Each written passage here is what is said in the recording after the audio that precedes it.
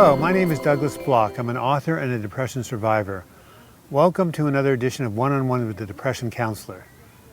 Today's subject is the difference between depression and sadness.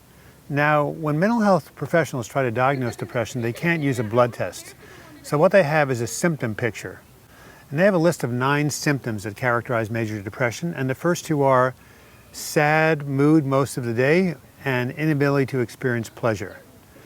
Now, from hearing these symptoms, you might think that sadness and depression are one and the same. Maybe depression is just extreme sadness.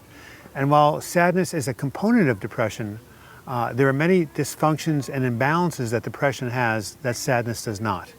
And I want to share some of these differences with you right now. I actually have a chart in my book, Healing from Depression, that explains it quite well, and I'm going to refer to it as I speak with you today.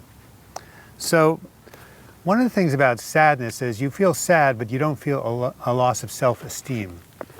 But with depression, you also feel really low self-esteem. Mike Wallace, the famous newscaster who suffered from depression, said, "I felt lower than a snake's belly."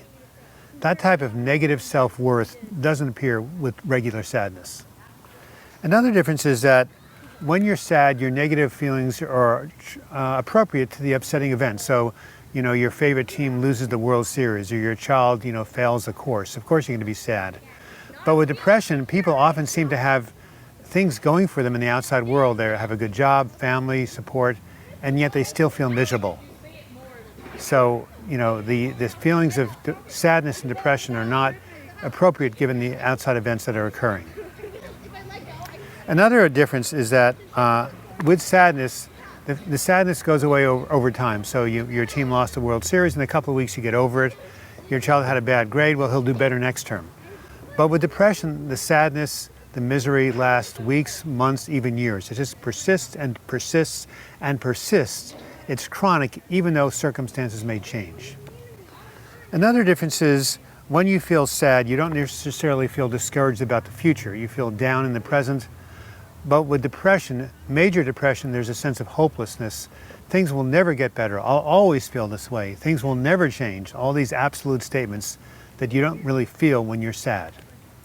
A fifth difference is that when you're sad, you can still kind of be productive to a certain extent. You may not feel great, but you can still go to work or interact with your friends, tell them how sad you're feeling. While with depression, oftentimes you completely withdraw. Your body, mind, and spirit shut down, and you're not able to function in any way, shape, or form. And finally, with sadness, your negative thoughts are realistic. We talked about this before. They're appropriate to the events of your life. But with depression, you have all sorts of unrealistic thoughts that have, and the major one is, I will never get better. I will always feel this way. I am doomed. And of course, these can lead to suicidal thinking, which sadness alone never leads to. But major depression does lead to suicidal feeling and suicidal attempts.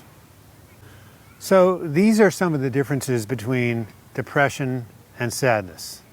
And oftentimes the two are distinct things, but oftentimes there can be an overlap, especially when the sadness comes as part of grieving a major loss, like the death of a loved one.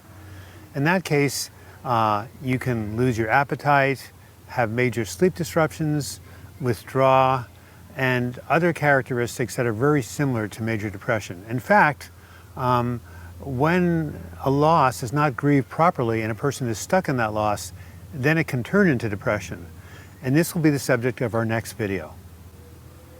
I hope you got something out of watching this video. I hope it was useful and helpful. And until we meet again, this is Douglas Bloch, wishing you the best in your mental health recovery. Thank you.